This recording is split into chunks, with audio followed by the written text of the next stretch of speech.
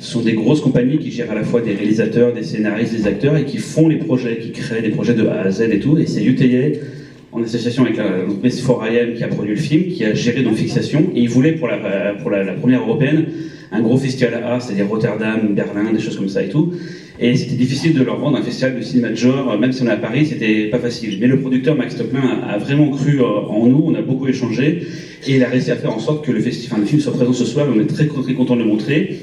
Pour information, Mercedes Bryce-Dallas a aussi réalisé un autre film cette année qui s'appelle Spoonful of Sugar, qui est très bien aussi, qui circule dans beaucoup de festivals. On a vu les deux, mais on a surtout adoré Fixation, et c'est pour ça qu'on vous le présente ce soir.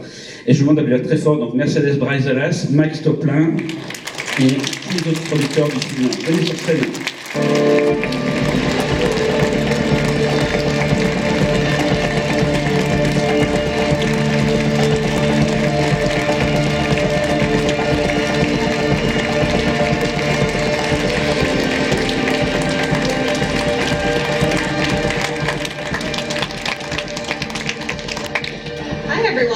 I'm going to let my amazing producers introduce themselves before I start.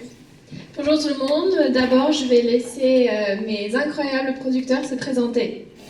Amazing, thank you all so much for coming out. I'm Katrina Kudlik from Fever Dream Studios, and I was a producer on the film. And me and Mercedes also co-wrote the story along with the writer, William Day Frank, who unfortunately can't be here right now. I'm going to hand it over to my other fellow amazing producers. Merci à tout le monde. Donc moi je suis Katrina et ensemble avec Mercedes on a coécrit ce film et on est désolé mais William Day Frank n'a pas pu être avec nous aujourd'hui. Hey everyone, thank you so much for being here tonight. My name is Maya Headley. I'm also a producer on the film and I work alongside my partner here, Max Toplin, with 4AM Film Studios.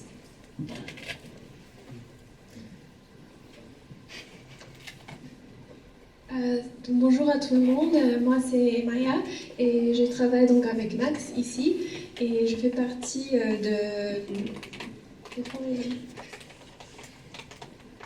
4AM, voilà, vous découvrez avec moi.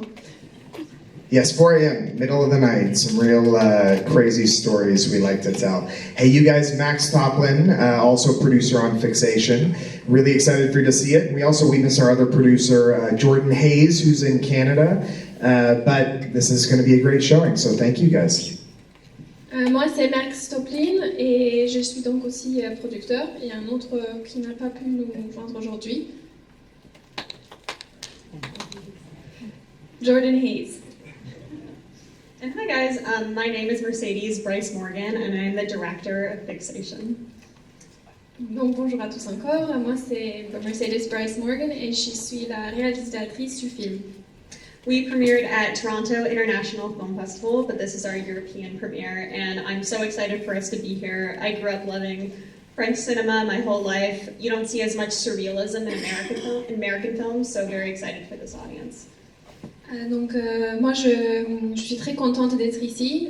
Ce film il vient du TIFF, mais c'est sa première européenne. Et donc moi j'ai grandi en adorant le surréalisme et c'est donc l'occasion de faire un de ces films-là. And this is a very dark and intense movie, so just want you to buckle in and we'll see you afterwards. Sachez que c'est un film très sombre et intense, donc préparez-vous et on se retrouvera après. Merci. And I also just want to thank all of our cast and crew who couldn't be here and put their hearts into this, and also Marco, our amazing EP, who came here from Berlin to the festival. So thank you for being here. Executive producer. Donc je voudrais aussi remercier toute l'équipe. Ils n'ont pas tous pu être avec nous aujourd'hui et il y a aussi Marco qui est à Berlin, c'est notre producteur exécutif. We hope you all enjoy. Thank you so much.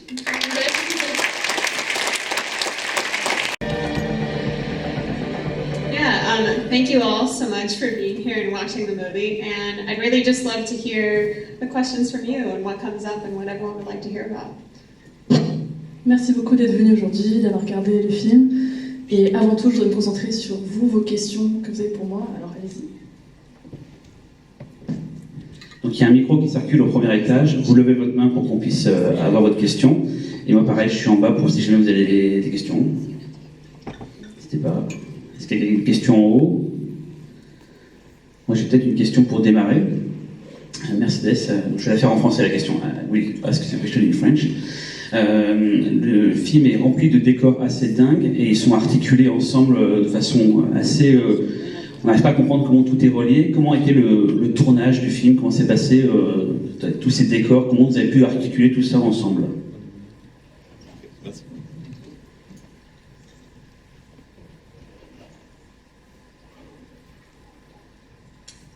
Definitely. So the film, we got to design from scratch. All of it is built on sets. And so from day one, we designed the world. And so we really wanted to make it, this is Dora's past, and what's happening in her head. And so we really took that and looked at every single element of it.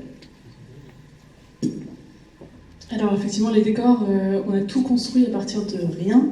À partir du premier jour, on avait en tête le fait de recréer le passé de Dora et essayer vraiment de représenter ce qui se passe dans sa tête.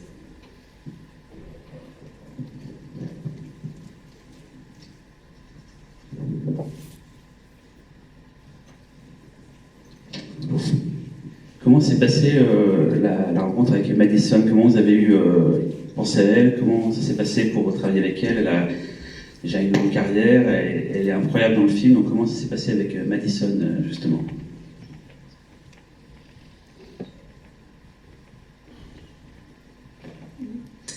So the way that we cast Maddie is we did casting through UTA, United Talent Agency, and so it was down to a couple people, and we had them submit casting tapes. And when we saw her tape, it gave us goosebumps and it made us cry, and so we knew that it had to be her.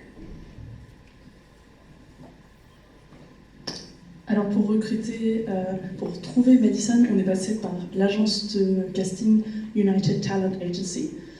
Et il restait quelques candidats, on leur a demandé de nous envoyer des vidéos de même, et quand on a vu les vidéos de Madison, tout de suite on a eu la chair de poule, on a pleuré, alors on n'a pas eu de doute. Des questions en haut. Ici. Ah, question en haut. Je voulais savoir en fait, le film m'a semblé m'a fait penser à certains jeux vidéo auxquels je peux jouer. Et je voulais savoir si Mercedes était une joueuse ou si elle était inspirée par les jeux vidéo.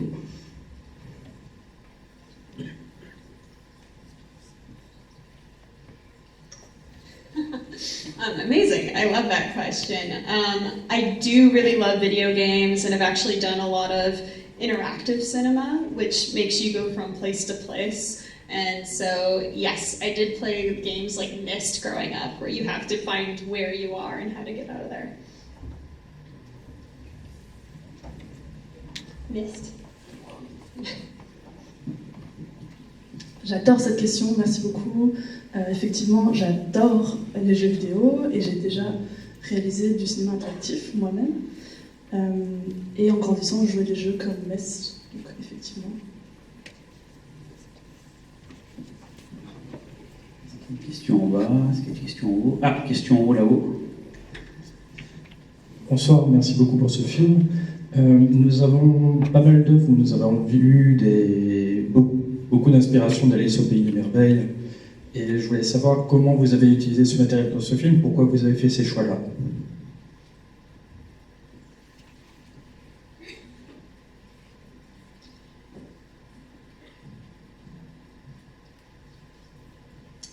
Definitely. I mean, Alice in Wonderland is one of the greatest surreal works, and as she's going into it, we always wonder what's real and not, and what is reality, and so that was the choice of that. Effectivement, on adore l'univers de Alice au Pays des Merveilles, et un des aspects particulièrement intéressants de cette œuvre, c'est la difficulté à distinguer la réalité du fictif, donc c'est ça qui nous a inspirés. Une question en haut. Alors, ce n'est pas une question, mais plutôt un compliment. Ce qui m'a impressionné personnellement dans ce film, comment je l'ai pris, je ne sais pas si c'était volontaire, mais c'est comme ça que je l'ai ressenti.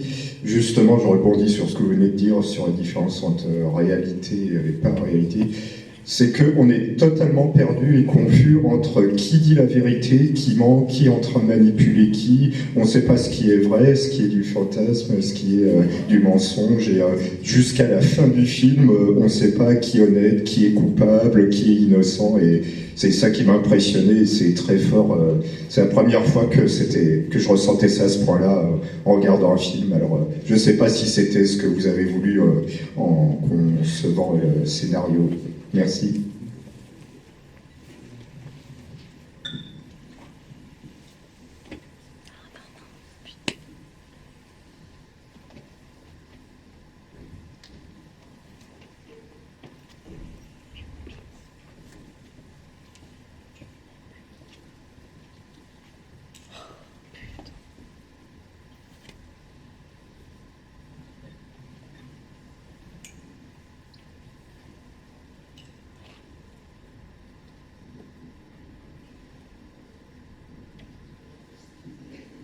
Thank you so much.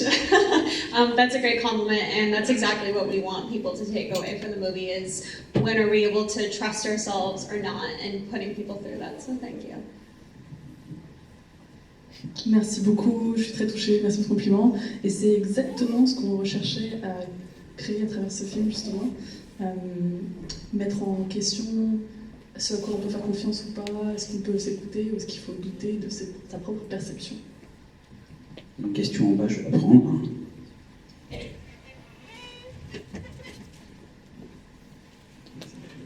Bonsoir, merci beaucoup pour ce film. Moi, je voulais savoir si vous aviez vraiment conçu ce film comme une œuvre fantastique, parce que, étant donné l'environnement médical et l'environnement qui veut beaucoup plus rappeler et appuyer sur le fait qu'il y a beaucoup de folie dans le caractère, dans la psyché et même dans tout ce qui touche à la thérapie du personnage. Est-ce que vous avez conçu ce film comme d'une manière à le rendre fantastique, ou est-ce que vous avez tourné ce film sans vous préoccuper de ce qu'il pouvait véhiculer? Parce que, étant donné qu'il se retrouve actuellement à un festival de films fantastiques,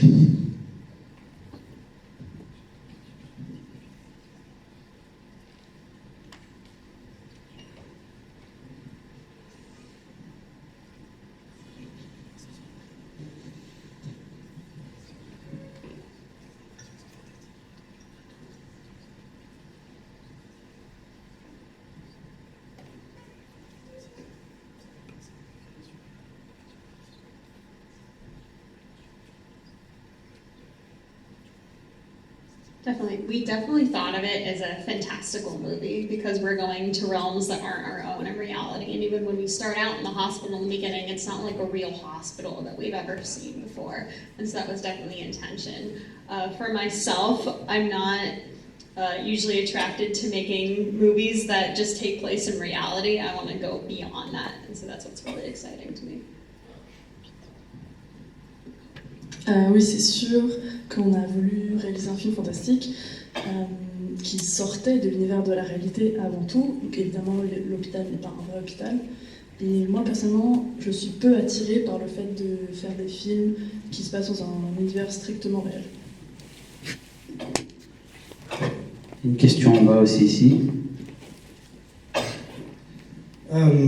Bravo pour ce film Osé. Et en fait, je trouve que le débat là, justement, qui vient de s'ouvrir sur la réalité et notre imagination, le surréalisme, justement, en fait, justement, on est un petit peu perdu, et c'est ça qui est fort, mais tu as quand même une structure dans ton scénario en steps, en étapes, qui donne quand même cette impression très de démonstration, en fait, comme si c'était une espèce d'expérience d'un docteur ou du patient sur lui-même, enfin on ne sait plus trop, mais d'une certaine manière, en fait, il y a cette... Donc voilà, est-ce que tu peux en dire un petit peu plus sur les étapes de cette expérience et pourquoi, en fait, tu segmentes ton film comme ça, très clairement, finalement?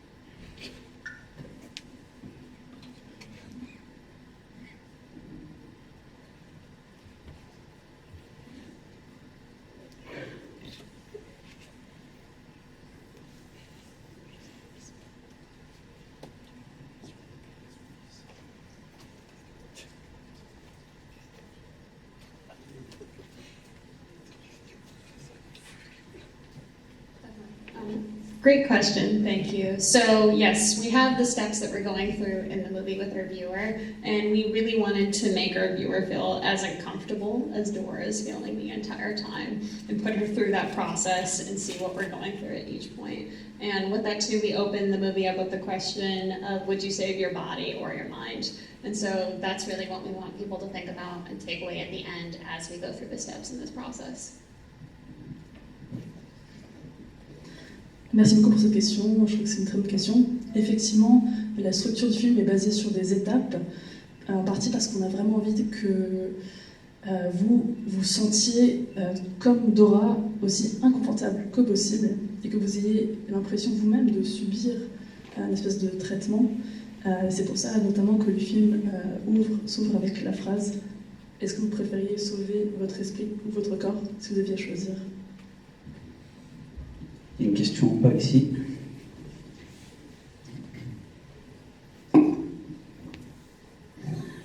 J'ai beaucoup aimé le film, merci beaucoup. Par contre, je ne suis pas forcément totalement d'accord avec ce que disait la personne tout à l'heure en disant qu'on ne sait pas du tout où on va et qu'on ne comprend pas du tout qui est coupable ou pas. Parce que si on garde en tête le fait que le film a été réalisé par une femme, et où en fait c'est une femme qui se fait manipuler ou maltraiter par des hommes, et du coup en fait je me demandais s'il y avait une intention féministe derrière ou si c'était ma lecture à moi.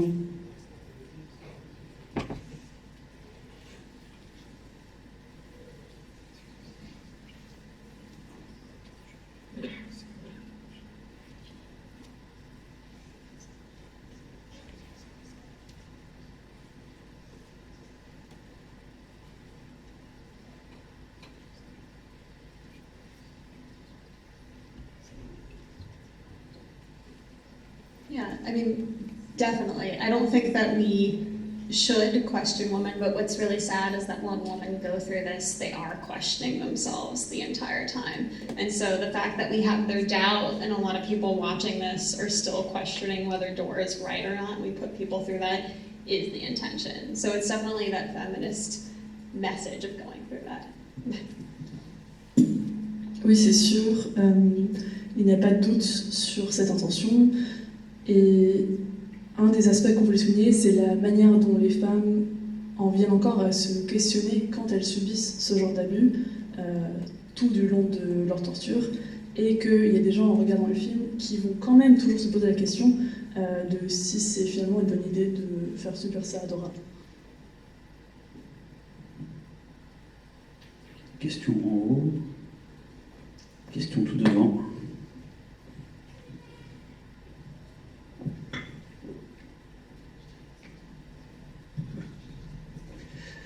Bonsoir. Alors, par curiosité, j'aurais voulu savoir si le style visuel du réalisateur Joe Wright vous avait influencé, parce que j'ai vu passer son nom dans les producteurs, et je dois dire que ces mouvements de caméra circulaires très amples et cette rythmique musicale presque clipesque dans le montage, ça m'a pas mal rappelé son style, et notamment ce qu'il avait fait sur le film Anna.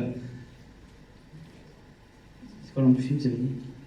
Le film Anna de Joe Wright. Yeah, love Joe Wright a lot. Yes, definitely influenced by Joe Wright. Really love Hannah a lot. It's one of my favorite movies. Oui, c'est sûr qu'il n'y a pas de doute que c'est une influence majeure. J'adore Joe Wright. Et le film Anna est un de mes préférés. Quelqu'un dans le public m'a posé une question, c'est quoi la signification du titre du film ?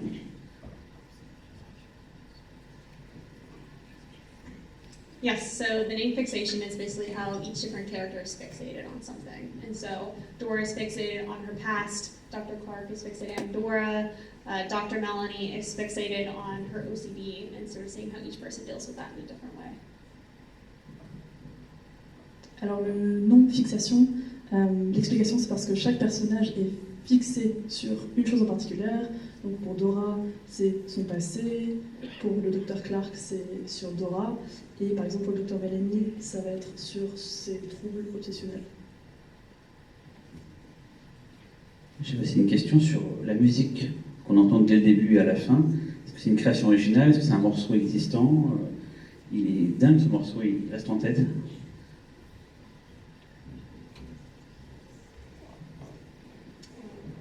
Always Forever, the song. Yeah, so Always Forever is a song by the Colts, and so we definitely chose that for this movie because of the lyrics and just this haunting feeling that it gives you. And I've probably heard this song 2,000 times now, so we're going to keep listening to it. Effectivement, cette chanson, c'est Always Forever par les Cults. Et on l'a choisie à la fois pour la musique et pour les paroles. Et on trouve que ça transmet bien une ambiance d'un espace hanté. Et je pense qu'aujourd'hui, j'ai dû écouter cette chanson plus de 2000 fois et je vais continuer à l'écouter. Est-ce qu'il y a encore des questions pour Mercedes? N'hésitez pas à la nuit de Los Angeles quand même pour ça. Question ici. Bonsoir, oui, en fait, je voulais savoir si vous aviez été influencé lors de l'écriture du scénario par Ouvre les yeux, Amenabar, et ou son remake Vanilla Sky, dans cette façon qu'a le personnage de questionner la réalité. Donc voilà.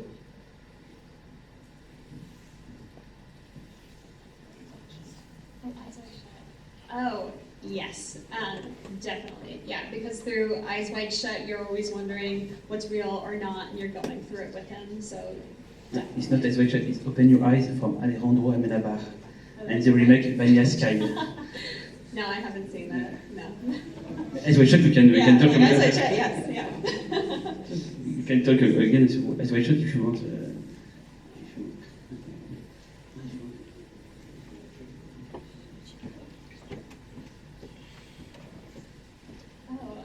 Definitely. I think this movie's inspired by a lot of different scenarios, but it's also very personal, even more so. I like to reference that more than other movies, because even though we pull lots of different things from different places, this came from a place of growing up in a very small town and feeling very isolated, and people tell you that your memories aren't real, and so you wonder what is and isn't.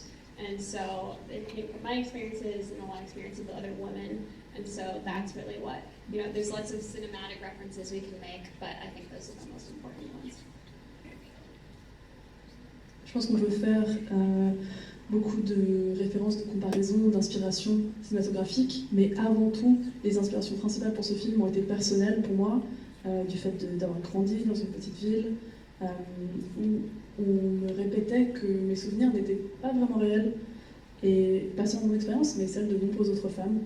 Voilà. On va peut-être arrêter sur les questions parce qu'on doit enchaîner sur la suite. Vraiment, merci beaucoup Mercedes d'être venue.